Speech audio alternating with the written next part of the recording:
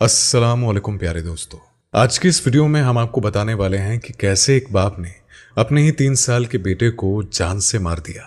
फिर उसके साथ उसकी बीवी ने जो किया उसे देखकर उस लड़के के माँ बाप रो पड़े। तो इसी वजह से उसने ऐसा क्या किया, चलिए देखते हैं आज की इस वीडियो में। दोस्तों, एक औरत अपने जुल्म की कहानी बताती है। वो कहती है कि हम 2 बहनें थी। हम अपने गाँव में कच्चे घर में रहते थे। कुछ दिनों के लिए हमारे पापा ने एक घर किराए पर लिया था ताकि हम अपनी पढ़ाई मुकम्मल कर सके। मेरे गांव में 5वीं से ज़्यादा कोई स्कूल नहीं था। मेरे अम्मी और अब्बू दोनों काम करते थे। अब्बू की आमदनी ज़्यादा थी और मेरे अब्बू एक मजदूर थे और अम्मी स्कूल में बच्चों की देखभाल का काम किया करती थी। तो ऐसे में जब हम दोनों बहनों की पढ़ाई मुकम्मल हुई तो हम दोनों वापस अपने गाँव अपने घर पर आ गए। लेकिन अम्मी के गाँव आते ही मेरी बड़ी बहन की शादी कर दी गई और जिस गाँव में वो बच्चों की देखभाल किया करती थी मुझे वहाँ लगवा दिया। और ऐसे में मेरी अम्मी ने नौकरी छोड़ दी और जब मैं 18 साल की हो गई तो ऐसे में मेरी अम्मी ने मेरी शादी मेरे कजिन समीर के साथ करा दी। समीर की अम्मी और मेरे बहनों का रवैया मेरे साथ बिल्कुल ठीक नहीं था। इसी वजह से बातचीत भी बहुत कम हुआ करती थी। हालांकि वो मेरे चाचा की बेटियां थी। शादी के 3 साल बाद एक बेटा पैदा हुआ और उसका नाम अरशद रखा। मैं डिलीवरी से पहले अपनी मम्मी के घर में आ गई थी। जब मेरा बेटा पैदा हुआ तो ना ही मेरे शौहर समीर आए और ना ही मेरे ससुराल से मेरे बेटे को देखने के लिए आए। और जब मैं अपने बेटे को लेकर ससुराल गई तो किसी ने भी मुझे मुबारकबाद नहीं दी और ना ही किसी ने मेरे बेटे को देखा। यहां तक कि समीर ने खुद भी अपने बेटे को नहीं देखा। अल्लाह जाने ऐसा क्या हुआ था कि उन्होंने मुझे खाना देना तक बंद कर दिया था। यहां तक कि समीर ने मुझे खर्चे के लिए पैसे देने भी छोड़ दिए थे। मैंने समीर से हजारों मर्तबा पूछा लेकिन समीर ने कोई जवाब नहीं दिया। अब तो समीर ने कमरे में आना भी छोड़ दिया था और मेरे ससुराल वालों ने मेरे साथ बदसलूकी करना शुरू कर दी थी। वो हर वक्त मुझे ताने देते थे। ना कोई मुझसे और ना ही मेरे बेटे से प्यार करता था। फिर मैंने ससुराल में रहकर अपनी और अपने बेटे की जरूरत पूरी करने के लिए दोबारा नौकरी शुरू कर दी थी और इस पर भी किसी ने आवाज नहीं उठाई। यहां तक कि समीर ने पूछा तक नहीं कि तुम नौकरी क्यों कर रही हो। मैं सुबह अपने बच्चे को साथ ले जाती और आया के पास छोड़कर खुद बच्चों को पढ़ाने लग जाती। मैं खुद जो कमा रही थी वो मेरे और मेरे बेटे के लिए काफी था और अगर महीने के खर्चे से कुछ पैसे बच जाते थे तो मैं जमा कर लेती थी। और मेरे बेटे ने अब चलना शुरू कर दिया था। अगर वो अपनी दादी और फूफी के कमरे में चला जाता था तो वो खूब शोर मचाते थे और मुझे और मेरे बेटे को खूब बुरा भला कहा जाता था। और मुझे वो लोग कहते थे कि तुम अपने बेटे को संभाल कर नहीं रख सकती हो, इसको बांध कर रखा करो। ये इसकी माँ का घर नहीं है कि जहां मन चाहे वहां घूमे। तो मैं खामोशी से अपने बेटे को उठाकर अपने कमरे में ले आई।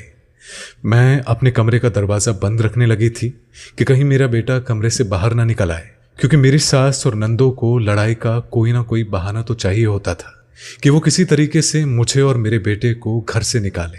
मैं अपने ससुराल वालों की बदसलूकी अब बर्दाश्त नहीं कर पा रही थी और ऐसे में मैं मायके नहीं गई। समीर ने मुझे डिवोर्स नहीं दी थी, इसीलिए मैं अपने ससुराल में ही रह रही थी। मेरा बेटा अरशद अब 1 साल का हो गया था तो मेरे शौहर ने ऐसे में दूसरी शादी कर ली और दूसरी शादी की इजाज़त मैंने अपने शौहर को इस शर्त पर दी थी कि वो मुझे अभी तलाक नहीं देगा। समीर ने मेरी शर्त को कबूल कर लिया और दूसरी शादी कर ली। समीर अपनी दूसरी बीवी के साथ बहुत ही ज़्यादा खुश था और समीर की बहनों और अम्मी भी बहुत ही ज़्यादा खुश थी। समीर की दूसरी बीवी से 2 बेटियां थी। मेरा बेटा अरशद जब 3 साल का हो गया था तो एक दिन अचानक मेरे बेटे को हैजा हो गया। मैंने उसे दवाइयाँ दी तो वो सो गया। मैंने सोचा कि अरशद अभी सो ही रहा है तो क्यों ना मैं अभी स्कूल जाकर 2 दिन की छुट्टी ले आऊं।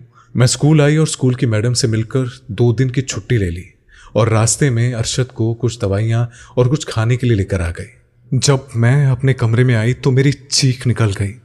मैंने जो मंजर देखा तो मेरे पाँव के तले से जमीन खिसक गई। मेरा बेटा अरशद इंतकाल फरमा चुका था। उसके पेट में किसी ने किसी चीज से मार कर उसका कत्ल कर दिया था। मेरा प्यारा बेटा, मेरे दिल का टुकड़ा खून से लथपथ होकर पड़ा था। खून में लथपथ बेड पर पड़ा था और मैं जोर जोर से रोने लगी और चीखने लगी कि हाय मेरा बेटा, मेरा बच्चा, मेरे अरशद को किसने मारा? तुम ही बता दो बेटा कि तुम्हें किसने मारा है। मेरे शौहर के घर वाले मेरे कमरे में आए और किसी ने मुझे हौसला नहीं दिया। सब लोग ज़्यादा से ज़्यादा 5 मिनट तक खड़े हुए और फिर अपने अपने कमरे चले गए। क्या कोई इतना पत्थर दिल भी होता है कि किसी के दुख में आंसू भी ना पहुंचे? मैं रोती रही, काफ़ी देर तक रोती रही। मैंने अपने आप को संभाला और अपनी अम्मी को फ़ोन किया और अम्मी को फ़ोन करने के बाद फिर मैंने पुलिस को फ़ोन किया और मैं उस कातिल को छोड़ना नहीं चाहती थी जिसने मेरे मासूम बच्चे को मारा था। मेरे बेटे अरशद को छुरी से मारा गया था और वो छुरी मेरे बेटे अरशद के पास पड़ी थी। जब पुलिस आई तो उन लोगों ने पूछा और मैंने बताया कि मेरा बेटा बीमार था। मैं उसे सुलाकर उसके लिए दवाइयां लेने गई थी। तकरीबन आधा घंटा भी नहीं लगा होगा। जब मैं घर आती तो मेरा प्यारा बच्चा अल्लाह को प्यारा हो चुका था। मेरे मासूम बच्चे को किसी ने बड़ी बेरहमी से कत्ल कर दिया था। मैंने इंस्पेक्टर से कहा कि इंस्पेक्टर, मेरे बच्चे को जिसने भी मारा है उसे फांसी की सजा दे देना, उसे छोड़ना नहीं।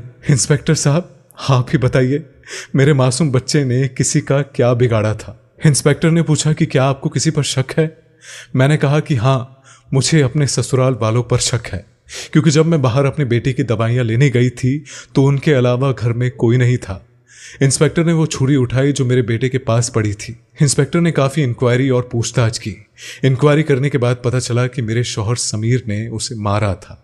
जब इंस्पेक्टर ने समीर से पूछा कि तुमने उसे क्यों मारा था, तो समीर ने कहा कि मुझे मेरी बीवी पसंद नहीं थी, मैं इससे शादी नहीं करना चाहता था, लेकिन ये मेरे अब्बू की भतीजी थी, इसीलिए मेरे अब्बू ने उसकी शादी मुझसे करवा दी। इसी वजह से मैं अपने बेटे को पसंद नहीं करता था, क्योंकि वो इसी का बेटा था और मैंने दूसरी शादी कर ली।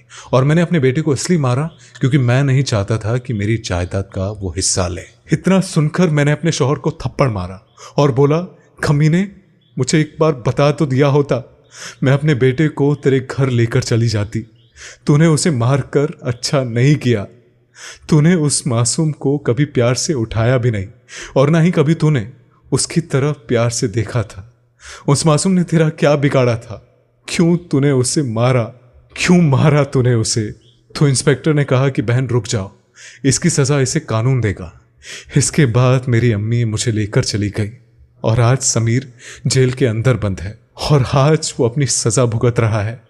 मैं सोचती हूँ कि जब मैं अपने बेटे को लेकर अपने ससुराल आई थी तो उन लोगों ने मुझे और मेरे बेटे को कबूल नहीं किया था और हम पर जुल्म करना शुरू कर दिया था, और मेरे बेटे को भी उन लोगों ने अपनाया ही नहीं था और ना ही उसकी तरफ कभी प्यार से देखा था और ना ही कभी उसकी तरफ प्यार से कुछ कहा था।